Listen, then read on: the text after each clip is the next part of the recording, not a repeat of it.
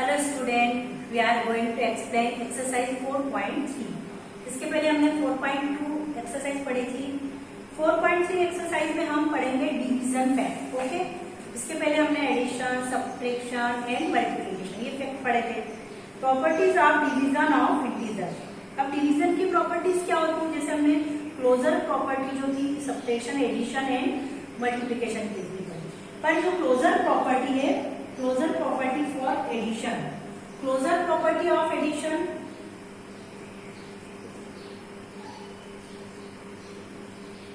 Closure property of division, किसके लिए पढ़ेंगे हम ये? डिवीजन। ओके, पहले हमने सब्ट्रैक्शन के लिए एडिशन, सब्ट्रैक्शन एंड मल्टीप्लिकेशन, इन तीनों के लिए हम क्लोजर प्रॉपर्टी पढ़ी। तो इंटीजर जो होते हैं वो एडिशन, सब्ट्रैक्शन एंड मल्टीप्लिकेशन तीनों के लिए क्या होते हैं? क्लोजर होते हैं। बट डिवीजन के लिए नहीं होते। क्यों नहीं होते? कि whole number are not closed under division. जो होल नंबर्स होते हैं वो क्लोज्ड नहीं होते हैं अंडर डिवीजन। इसको हम चेक भी कर सकते हैं। सपोज मैंने लिख दिया 4 डिवाइडेड बाय 5, तो इसका आंसर क्या आएगा? 4/5। ये 4/5 है, ये होल नंबर नहीं है। ये कैसा नंबर है? फ्रैक्शंस नंबर है। कैसा नंबर है? ये फ्रैक्शन नंबर है। तो आप बोल सकते हो जो क्लोजर प्रॉपर्टी है, whole numbers are not closed under division. Okay, इसको आप ये भी लिख सकते हैं, integers are not closed under division, क्योंकि हम इंटीजर्स पढ़ रहे हैं। तो integer are not closed under division. तो जो क्लोजर प्रॉपर्टी वो डिवीजन के लिए नहीं होती है, ये आपको समझ में आ गया। उसके बाद कम्यूटेटिव प्रॉपर्टी। अब जो कम्यूटेटिव प्रॉपर्टी वो किसके लिए बताई थी मैंने आपको? एडिशन के लिए होती है, मल्टीप्लिकेशन के लिए होती है, बट सब्ट्रैक्शन के लिए नहीं होती है। ऐसे ही डिवीजन के लिए भी कम्यूटेटिव प्रॉपर्टी नहीं होती है। Division is not commutative for whole numbers. मतलब जो डिवीजन होते हैं वो होल नंबर्स के लिए कम्यूटेटिव नहीं है। इसको हम चेक करके भी देख सकते हैं। अगर मैंने लिखा 9 डिवाइडेड बाय 3, तो आप क्या बोलोगे? 3। बट मैंने लिखा 3 डिवाइडेड बाय 9, तो ये क्या आ जाएगा? 3/9। तो ये दोनों क्या इक्वल आ रहे हैं क्या नंबर्स? नहीं, ये दोनों इक्वल्स नहीं है। तो division is not commutative for whole numbers. Is that clear? या कैसे लिख सकते हैं? Division is not commutative for integers. Okay, अब उसके बाद ऐसी एसोसिएटिव प्रॉपर्टीज आती है। तो एसोसिएटिव में भी क्या होता है? Division is not associative for integers. मतलब डिवीजन एसोसिएटिव के लिए भी नहीं होता है।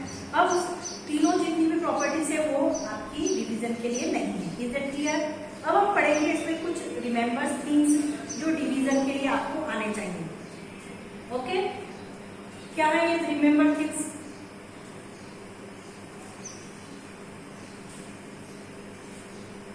फर्स्ट, रिमेंबर्स, इस पे बेस्ड आपके फिंगर बैंक्स भी है जो आपको आने चाहिए। फर्स्ट क्या है आपका? any integers divided by 1 gives same integers as a quotient। अगर किसी भी इंटीजर्स को हम 1 से डिवाइड करेंगे तो हमको सेम इंटीजर्स क्या होगा? फाइंड होगा। विथ एग्जांपल हम देख लेते हैं। जैसे 7 डिवाइडेड बाय 1, अगर मैंने 7 को 1 से डिवाइड किया है तो क्या आएगा? 7 ही आएगा। 1 7 × 7। ओके, अगर मैंने -7 को 1 से डिवाइड किया है तो क्या आएगा? -7 आएगा। -7 को अगर मैं 1 से डिवाइड कर रही हूँ तो कितना आएगा? -7 आएगा। अब इसके बाद में अगर मैंने 1 को -1 से डिवाइड किया है तो क्या आएगा? -1 आएगा, क्योंकि 1 1 × 1 एंड देन माइनस का साइन। इस टाइप से हमने क्या करा कि 1 को किसी भी नंबर से डिवाइड किया, 1 is divided by any number, we obtain this number. मतलब हम 1 को किसी भी नंबर से डिवाइड कर रहे हैं, हमको वही नंबर फाइंड हो रहा है। Is that clear? तो any integers is divided by 1, same integers is quotient। Okay, तो ये तो आपको पता चल गया कि 1 से किसी भी नंबर को डिवाइड करेंगे हमको as it is same number find होगा। Any integer divided by -1 does not give same integers but give additive inverse of that integers। अगर मैंने -35 को किससे डिवाइड किया है? -1 से। ओके, -1 से डिवाइड किया है तो इसका आंसर -35 नहीं आएगा, इसका अपोजिट आएगा। माइनस का क्या हो जाएगा? ये प्लस। क्या हो जाएगा? ये प्लस। उसका डिफरेंट, जैसे मैंने 48 डिवाइडेड बाय -1 कर दिया, 48 डिवाइडेड बाय -1। अब 48 किसका है? प्लस का है, तो अब किसका आंसर आएगा? ये माइनस का, मतलब वो उसका एडिटिव इनवर्स का आंसर आएगा। तो आपको ये चीज ध्यान रखनी है, जैसे हमने यहाँ पर फाइंड करा था मैंने, -1 से अगर मैं डिवाइड करें तो 1 प्लस का था, तो काय का हो गया? ये माइनस का।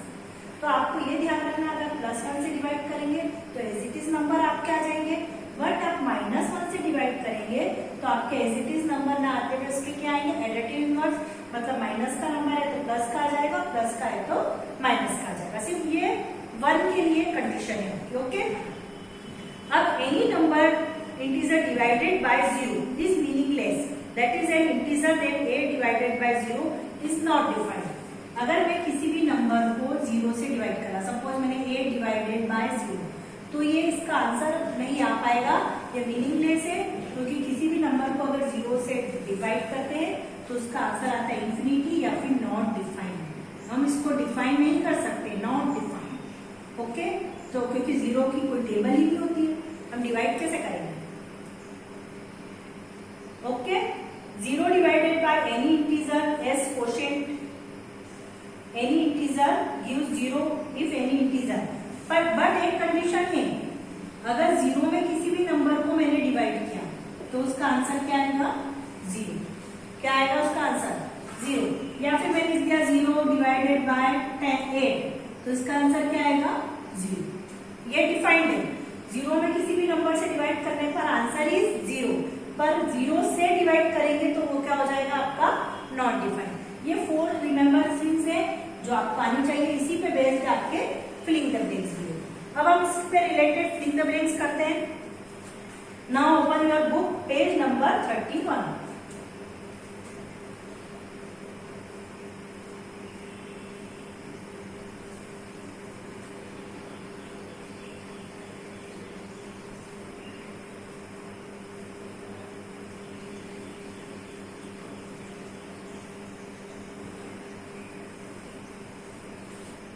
Page number 31, filling the blanks. First filling the blanks है आपका -367 डिवाइडेड बाय -367, ओके। सेकंड क्या है आपका? 426 divided by -426। Third, filling the blanks, -3458 equal to 0। Fourth, -621 divided -1।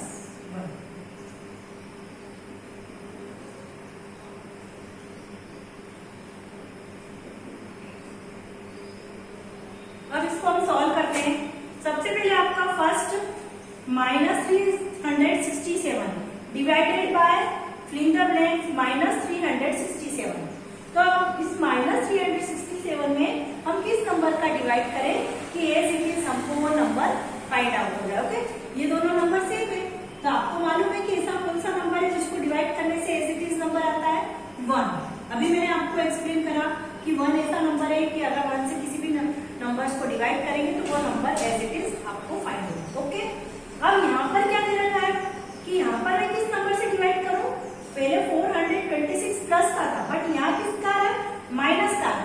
तो मैंने आपको ये भी बताया है कि कौन से नंबर से डिवाइड करने पे साइन चेंज हो जाएंगे, एडिटिव इनवर्स आ जाएगा, मतलब माइनस का है प्लस का है तो किसका आ जाएगा? ये माइनस का।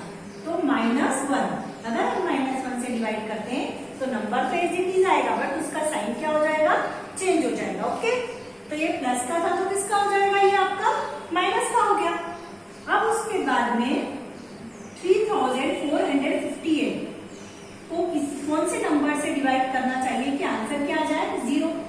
तो मैंने आपको बताया था कि 0 से डिवाइड नहीं कर सकते, पर 0 में डिवाइड कर सकते हैं। तो यहाँ पर क्या आएगा? 0। अगर 0 में -3/458 से डिवाइड करते हैं तो आंसर क्या आ जाएगा आपका? 0, ओके। उसके बाद -621 से किससे डिवाइड करें कि -1 आ जाए? तो आपको मालूम है कि 1 लाने के लिए जैसे नंबर उसी नंबर में अगर डिवाइड करेंगे तो कितने टाइम जाता है, 1 टाइम, 9 बन जाता है। तो आप क्या लिख देते हो, 1। अब मैंने यहाँ पे लिख दिया 981 डिवाइडेड बाय 981, तो ये भी कितनी टाइम्स जाएगा, 1 टाइम्स ही जाना है। कितने टाइम्स डिवाइड होगा, 1 टाइम। ऐसे -621 में कितने किसका डिवाइड करूं मैं, -621, पर यहाँ पर माइनस का साइन है तो सिर्फ ओनली किसका होगा, 621 का डिवाइड कर देंगे तो 1 आएगा और ये माइनस का साइन एज इट इज लग जाएगा। ओके, अब 81 की टेबल से मैं काय का डिवाइड करूं कि मेरा 9 आ जाए, तो किस में डिवाइड करेंगे, तो इसके लिए आपको क्या चेक करना पड़ेगा, 9 की टेबल में 81 कितने टाइम्स में आता है, 9 की टेबल में 81 कितने टाइम में आता है, 9 9 जा 81, तो ये इसको 9 से डिवाइड करना है, इससे डिवाइड करना है आपको 9 से, बट यहाँ माइनस का साइन है तो यहाँ माइनस लग जाएगा, तो इसलिए हमको माइनस यहाँ पे भी लगाना पड़ेगा, दोनों साइड आपको क्या लगाएगा, माइनस। ओके, इस टाइप का आप कोई से भी इसके क्वेश्चन जो है वो कर सकते हैं। क्वेश्चन नंबर 6, 7, 8, क्वेश्चन नंबर 8 में आपको एक्सप्लेन कर देती हूँ, क्वेश्चन नंबर 6 एंड 7 आपको सेव करना है।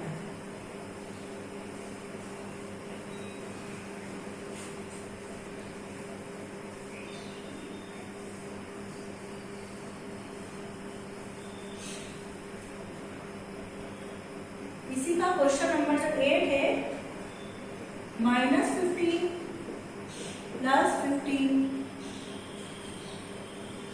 Divided by 15 equal to. अब सबसे पहले हम क्या सॉल्व करेंगे, ब्रैकेट सॉल्व करेंगे, -15 प्लस 15, तो ये हो जाएगा -15 plus 15 divided by 15। Minus plus क्या होते हैं, माइनस होते हैं, माइनस प्लस क्या होते हैं, माइनस होते हैं, तो 15 में से 15 माइनस होगा तो कितना होगा, 0, तो इसका आंसर क्या आ जाएगा, 0, 0 डिवाइडेड बाय 15, और 0 डिवाइडेड बाय 15 मतलब कितना होगा, 0, 0 में किसी भी नंबर से डिवाइड कर रहे हैं तो आंसर क्या आएगा, 0, तो इसका आंसर आपका क्या आ जाएगा, 0। इस टाइप से आपको सॉल्व करना है। अगर ब्रैकेट्स आ जाते हैं तो पहले आप क्या सॉल्व करेंगे, ब्रैकेट सॉल्व करेंगे, देन फिर आपको आगे की स्टेप्स सॉल्व करनी। ओके, तो ये जितने भी फिलिंग द ब्लैंक्स मैंने आपको समझाए, आई होप कि सभी स्टूडेंट्स को अच्छे से समझ में आ गए होंगे। थैंक्स।